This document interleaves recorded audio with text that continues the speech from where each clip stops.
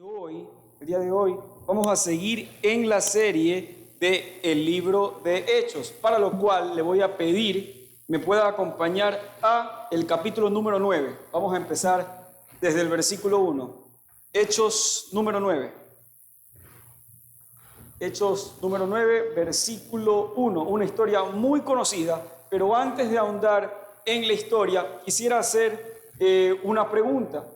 Siempre hay fechas que nosotros recordamos. Puede ser el nacimiento de un hijo, puede ser el cumpleaños de algún familiar, puede ser algún suceso bueno, también puede ser algún suceso malo. La persona como tal siempre se dice, vive del recuerdo también como en el presente. Es decir, hay momentos que atesoramos preciosamente en nuestra memoria. Como les dije, puede ser un cumpleaños, puede ser algún evento bueno, también como puede ser algún evento malo. ¿A qué quiero llegar con esto? Vamos a ver en este pasaje un momento en la historia de este hombre, la cual su vida se partió en dos. Hubo un antes y un después. Hay un momento en el cual creo todos recordamos y es cuando aceptamos al Señor. ¿Es o no así? Yo creo que cuando aceptamos al Señor, vivimos un momento antes y un momento después. Puede ser el habernos sentido abrazados por ese amor, el haber sido confrontados por la palabra, el haber sido llamados a esa verdad. Hay un momento cumbre en nuestra conversión cuando aceptamos al Señor que lo vamos a recordar. Y en este momento quiero que usted traiga a su mente cómo se sintió cuando aceptó al Señor. Tráigalo a su mente. Hoy vamos a hablar de Saulo de Tarso. Un pasaje supremamente conocido, conversión de Saulo, Hechos 9, versículo 1.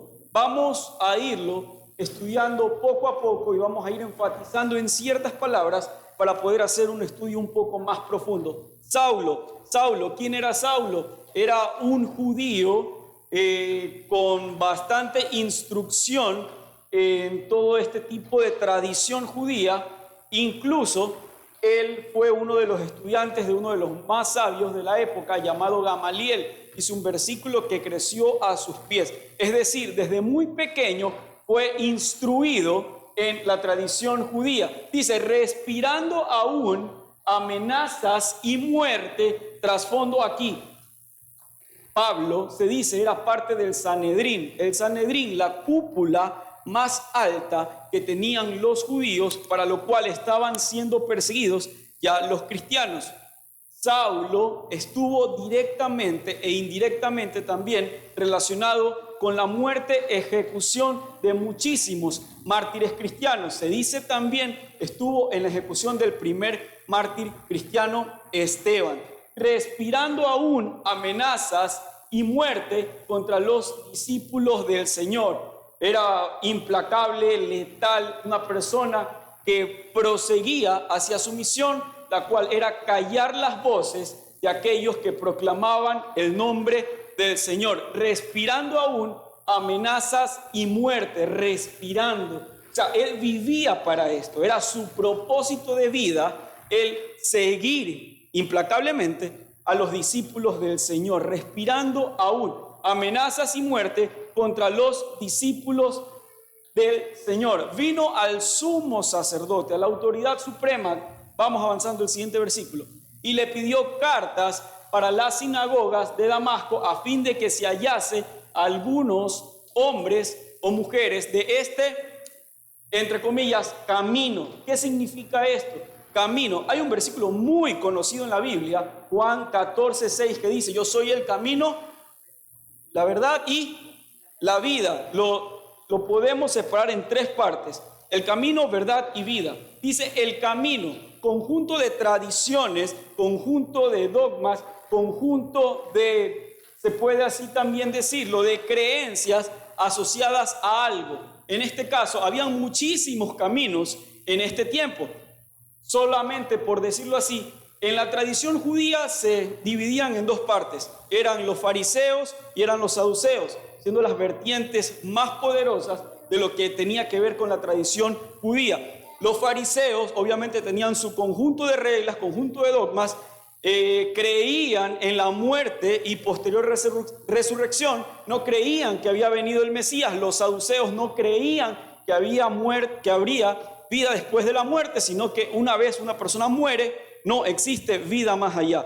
Eso con los judíos. Aún así había muchísimas más creencias, y a todo este tipo de, se puede decir, religiones, se les llamaba caminos. Por eso es que ahora toma sentido cuando Jesús dice: yo soy el camino, la verdad, que todos estos caminos proseguían, y la vida. Algunos no creían en la muerte, resurrección, no creían que por la muerte de Jesús podíamos tener vida. Yo soy el camino, la verdad y la vida. Bueno, sigamos Hechos 2 para no seguir andando en eso. Dice entonces: si hallase algunos hombres o mujeres de este camino. La misión de Pablo era totalmente clara: acabar con este camino.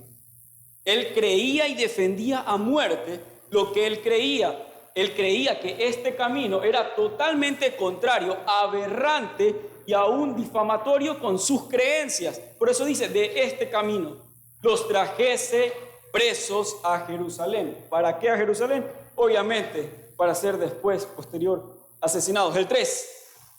Mas yendo por el camino, ahora sí estamos hablando ya de un camino físico, aconteció que al llegar cerca de Damasco, repentinamente le rodeó un resplandor de luz del cielo. Él, ¿quién creía que era Jesús? Era una persona que vino a instruir, tal vez con su testimonio, tal vez con un sinnúmero de normas o enseñanzas para poder aplicar, tal vez mejorar nuestra vida, pero él no creía que era el Salvador del mundo. Entonces, lo que me parece aquí muy interesante es que él estaba haciendo una actividad totalmente normal, estaba caminando, estaba yendo. Aconteció que al llegar cerca de Damasco, repentinamente, esta es la palabra donde se para absolutamente todo en este estudio, repentinamente, la condición que tenía Pablo, en este caso todavía era Saulo, de perseguidor, de acechar el cristianismo, de ir en contra de este camino, de ir en contra de esta vertiente, de esta corriente de pensamientos,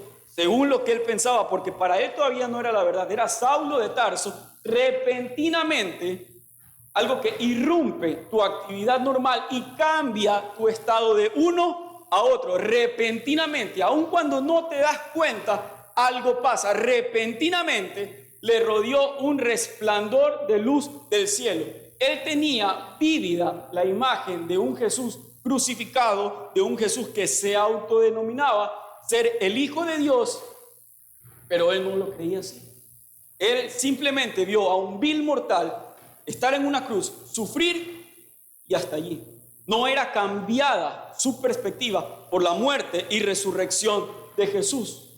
Repentinamente, el cambio que iba a tener este hombre de Saulo a Pablo fue por ese repentinamente. Repentinamente le rodeó un resplandor de luz del cielo. Él creía en un Pablo, en un Jesús totalmente humano.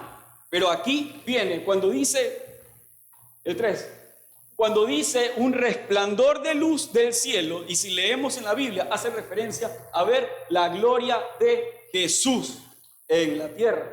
Ahora no iba a tener ya la percepción de aquel Jesús crucificado, sino de aquel Jesús que es Señor y Salvador. La gloria de Jesús en la tierra. Repentinamente le rodeó un resplandor de luz del cielo. Ahora sí el 4. Y cayendo en tierra, oyó una voz que le decía: Saulo, Saulo, ¿por qué me persigues? Ahora vamos a enfatizar en esta pregunta: ¿por qué me persigues? Directamente entendemos que cuando se persigue a una persona que proclama la palabra del Señor, no está haciendo con él la persecución, no está haciendo con él la negativa, sino está haciendo directamente con el Señor.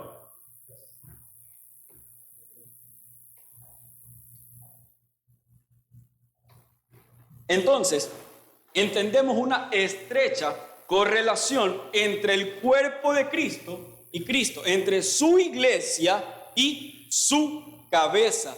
Saulo, Saulo, ¿por qué me persigues? Siguiente. Él dijo, ¿quién eres? Ahora cambia la palabra. Señor. Él repentinamente ya le cambia su percepción. Ya no era aquel humano que sufrió castigo en una cruz, sino ya le da lugar. ¿Quién eres? Señor. Y le dijo, yo soy Jesús a quien tú persigues. Dura cosa te es dar coces contra el aguijón. Hace referencia a este utensilio que se utilizaba para hacer andar al ganado, se puede así decirlo. Otra versión, creo que es la NTV o la NBI, dice, dura cosa es dar tu cabeza contra la pared, o sea, infringirte daño. Y esto me parece bastante interesante, porque ¿cuál es la relación que existe con esta parte del versículo? Dura cosa te es dar coces contra el aguijón, o dura cosa te es dar tu cabeza contra la pared, porque más luego el Señor le dice a Ananías que Pablo iba a sufrir en carne propia lo que era ser perseguido por causa del Señor. Una verdad espiritual que podemos sacar de este pasaje es que nuestros pecados van a tener consecuencias. Él iba a tener una consecuencia, iba a sufrir en carne propia lo que significaba ser perseguido por el nombre de Cristo. Dura cosa te es dar coces contra el aguijón. El 6. Él, temblando y temeroso, cuando hablamos aquí de la palabra temeroso, hay dos tipos de temores de los cuales se encierra en la Biblia, que es el temor filial y el temor servil. El temor filial es cuando uno, por ejemplo, reconoce quién es Dios. Se maravilla de su bondad, se maravilla de su misericordia y ve a Dios como eso inalcanzablemente en amor grande y poderoso que es. El temor servil es el siguiente, es el tener miedo de aquel grande, fuerte, por decirlo así, un siervo, cuando existía todo este tipo de temas de la esclavitud, le tenía miedo a su amo, ¿verdad? Porque el amo podía infligir miedo en daño en el siervo. Este es el temor servil. Entonces, cuando nosotros aquí contemplamos el temblando y temeroso, hacemos referencia a que él todavía no conocía del todo al Señor, pero estaba temeroso y dijo, Señor, ¿qué quieres que yo haga? Como un siervo le dice a su amo, ¿qué quieres que yo haga? Estamos viendo ya las primeras interacciones entre Jesús y Saulo. ¿Qué quieres que yo haga? Y el Señor le dijo instrucciones claras. Levántate y entra en la ciudad y se te dirá lo que debes hacer. El encuentro con el Señor que promueve acción. Cuando tú te encuentras con el Señor, eso promueve acción. Nosotros sabemos qué es lo que debemos hacer una vez aceptamos al Señor. Esto provocó acción en Pablo. Levántate y entra en la ciudad y se te dirá lo que debes hacer. Bien. Y los hombres que iban con Saulo se pararon atónitos, oyendo a la verdad la voz, mas sin ver a nadie. El llamamiento que tuvo Pablo en este momento era totalmente personal, como el llamamiento que tenemos todos y cada uno de nosotros a ser hijos del Señor. Y los hombres que iban con Saulo se pararon atónitos, oyendo la verdad, la voz, mas sin ver a nadie. Quien verdaderamente reconoció lo que estaba pasando allí era Pablo. No eran las personas con las que él iba, sino Pablo. Entonces Saulo se levantó de tierra y abriendo los ojos no veía a nadie. Así que llevándole por la mano le metieron en Damasco. Este hombre con una actitud letal, una actitud de ir a asesinar, de ir a llevar presos, una actitud implacable totalmente, ahora se ve humillado, teniendo que ser llevado por el brazo para que lo puedan llevar a su destino final. Es como Dios va tratando en la vida de cada uno de nosotros, tal vez con ese ego, tal vez con esas ideas de superioridad, y nos hace humillarnos ante Él. No veía a nadie, así que llevándole por la mano le metieron en Damasco. Esto nos enseña también la dependencia que tenemos que tener en el Señor, porque este hombre no veía, dice que pasó creo que 3 días sin ver nada. Entonces él tuvo que depender después de que Dios, por medio de Ananías, pueda recuperar él su vista. Siguiente. Donde estuvo 3 días sin ver y no comió ni bebió. 10. Había entonces en Damasco un discípulo llamado Ananías, a quien el Señor dijo en visión: Ananías. Y él respondió: heme aquí, Señor. 11. Y el Señor le dijo: levántate y ve a la calle que se llama Derecha, una calle que todavía existe, y busca en casa, bajo otro nombre, claro, y busca en casa de Judas a uno llamado Saulo de Tarso, porque aquí él ora. Aquí hay algo muy importante de recalcar. Ananías, se dice, era uno de los padres, se puede así decirlo, de la enseñanza en la primitiva iglesia que ya estaba surgiendo en Jerusalén. Entonces, si vemos que el Señor nos dice: ve y ayuda, ve al encuentro, ve y busca a uno de los perseguidores de los hermanos tuyos, ¿cuál sería tu postura en cuanto a esto? Ananías mismo tenía miedo de él ir a ver a un Saulo de Tarso, porque él estaba en la misión de asesinar o ir en busca de tomar presos a la iglesia del Señor. Entonces Ananías tenía su propio pensamiento en base a lo que el Señor le estaba pidiendo. ¿A quién no le daría miedo ir de frente a buscar a la persona que está en la misión de matar a ti y a tu familia? El Señor le dijo: levántate y ve a la calle que se llama Derecha y busca en casa de Judas a uno llamado Saulo de Tarso, porque aquí él ora instrucciones precisas. Pero aquí hay una parte muy interesante, porque aquí él ora. Él ya sabía quién era el Señor. Más adelante vamos a ver algo muy interesante que esta palabra nos va a ayudar a clarificar. Él ora. Siguiente, el 12. Y ha visto en visión a un varón llamado Ananías, que entra y le pone las manos encima para que recobre la vista. Solo por causa del Señor él iba a recobrar su vista, no porque él sea la persona que creció por instrucción de Gamaliel, no porque él sea que se conocía la Escritura, la Torá, los profetas, al revés y al derecho, porque pertenecía tal vez al Sanedrín, no por causa del Señor al que él perseguía. Ya ha visto en visión a un varón llamado Ananías, que entra y le pone las manos encima para que recobre la vista. Saulo, ya sabía que venía Ananías, y Ananías ya sabía lo que el Señor le había pedido, y él tenía que tomar acción antes. 3. Entonces Ananías respondió: Señor, he oído de muchos acerca de este hombre. ¿Se acuerdan lo que les dije? Cuántos males ha hecho a tus santos en Jerusalén. Ananías ya conocía de la gran fama que Saulo de Tarso tenía. Ya conocía lo letal que era, ya conocía quién era que perseguía a la iglesia del Señor. Siguiente. 14.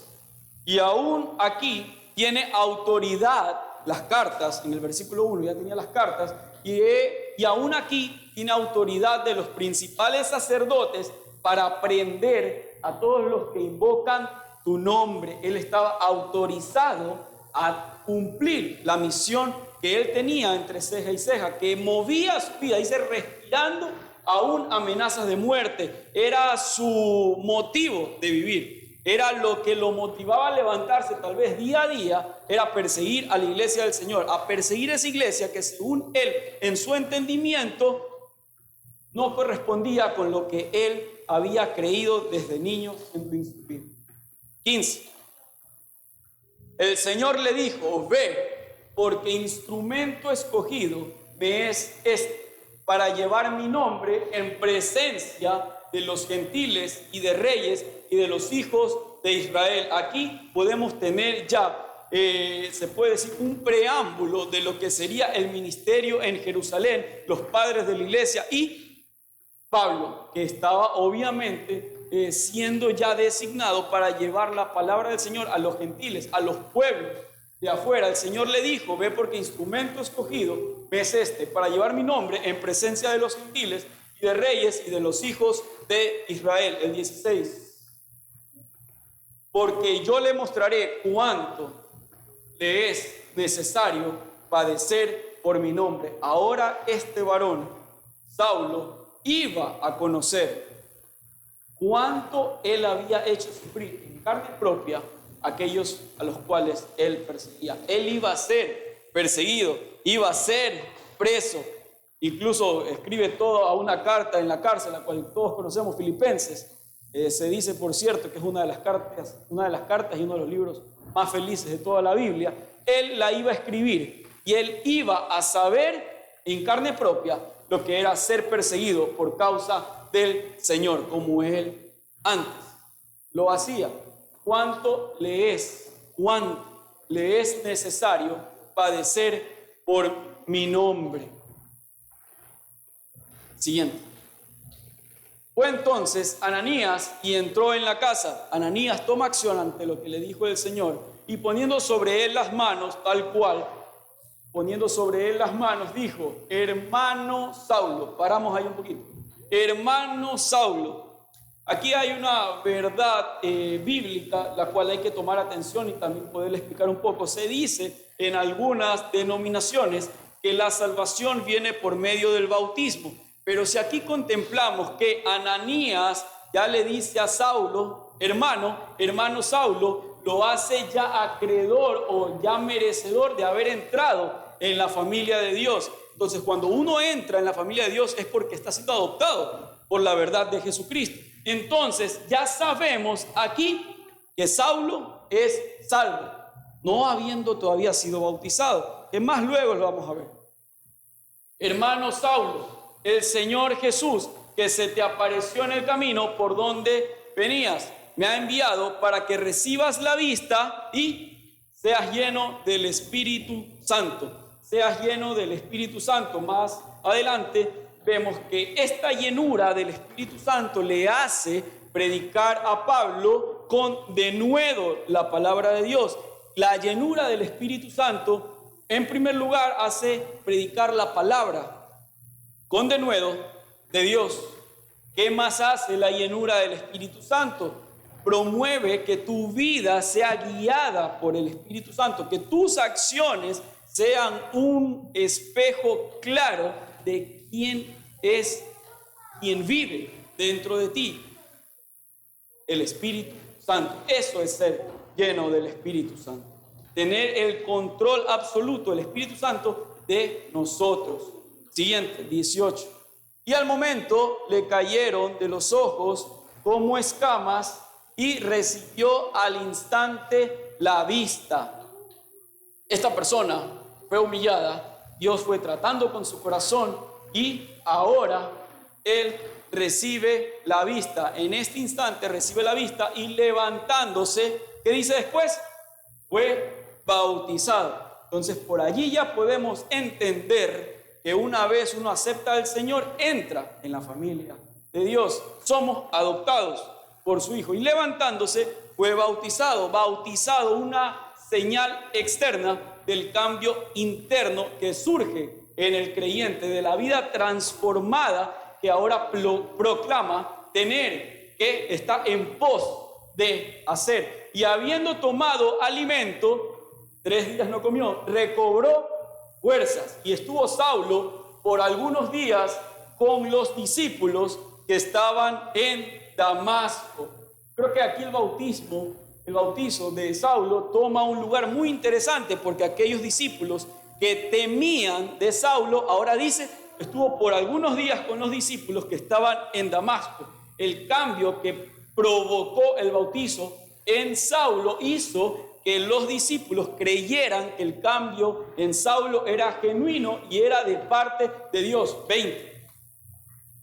Enseguida predicaba a Cristo en las sinagogas diciendo que este era el Hijo de Dios. Enseguida predicaba a Cristo en las sinagogas, recibe al Señor, toma acción de su llamado, se bautiza. Todo el mundo conoce de la conversión de Saulo. Enseguida predicaba a Cristo en las sinagogas. Él era un judío, tenía acceso. Se dice en realidad, y si vamos estudiando las cartas de Pablo, que cada vez que Pablo visitaba un nuevo lugar, él predicaba en las sinagogas primero. Antes de ir a las plazas, antes de ir a cualquier lugar, él iba primero intencionalmente a las sinagogas, diciendo que este era el Hijo de Dios. Cabe recalcar que Pablo era por instrucción judía y era ciudadano romano. Este era el Hijo de Dios. Su discurso cambió totalmente, su comportamiento y su actitud fue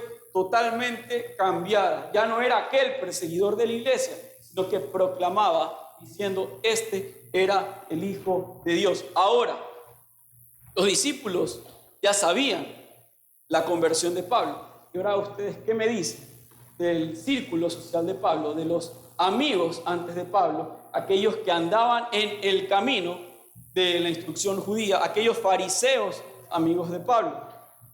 Allí viene otra parte de la historia. ¿Cómo tú demuestras ese cambio? 21.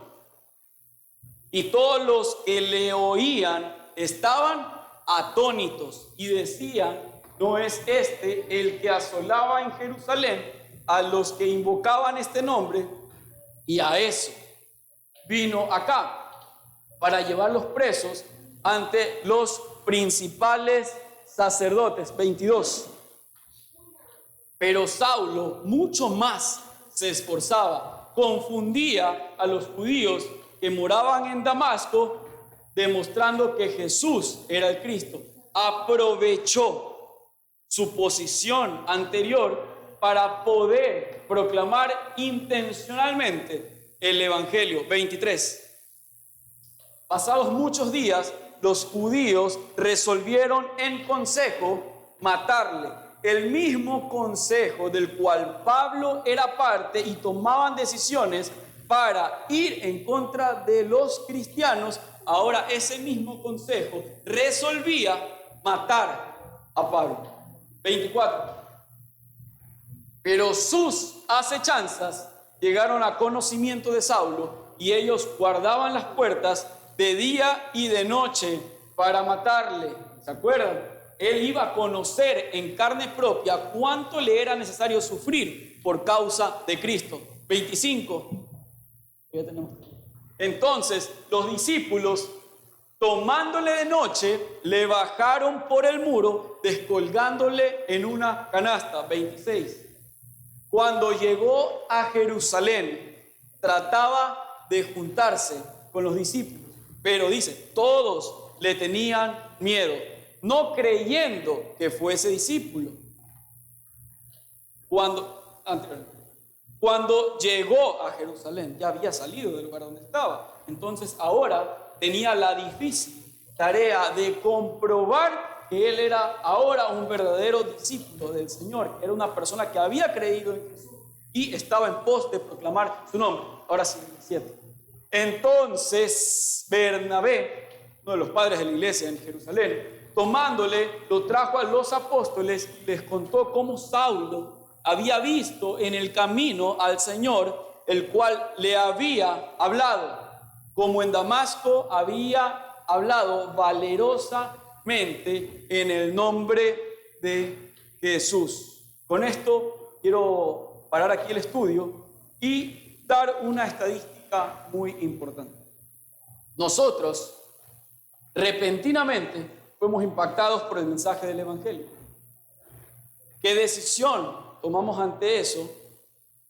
Es cuestión de nosotros. Es cuestión de entre Dios y nosotros. Pero hay una estadística muy importante que sí quisiera recalcar y es la siguiente. El 61% del mundo afirma haber conocido al Señor, afirma haber oído del Señor, afirma haber escuchado el Evangelio. No quiero decir que el 61% haya creído en el Señor, pero le ha llegado el mensaje. El 39% del mundo, estamos hablando de 3.000 millones de personas, no ha escuchado de Jesús. Ellos no han tenido la oportunidad de repentinamente cambió mi vida. Nosotros somos parte de ese 61 que ha sido impactado por el Evangelio.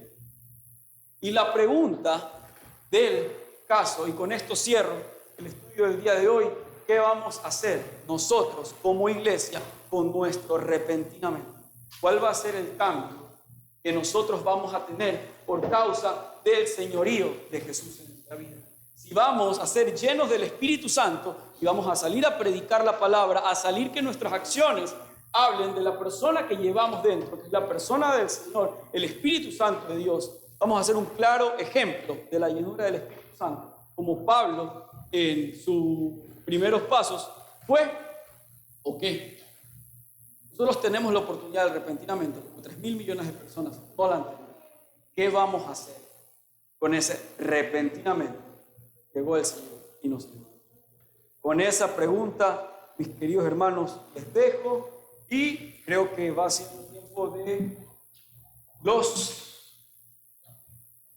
diezmos y ofrendas, ¿verdad?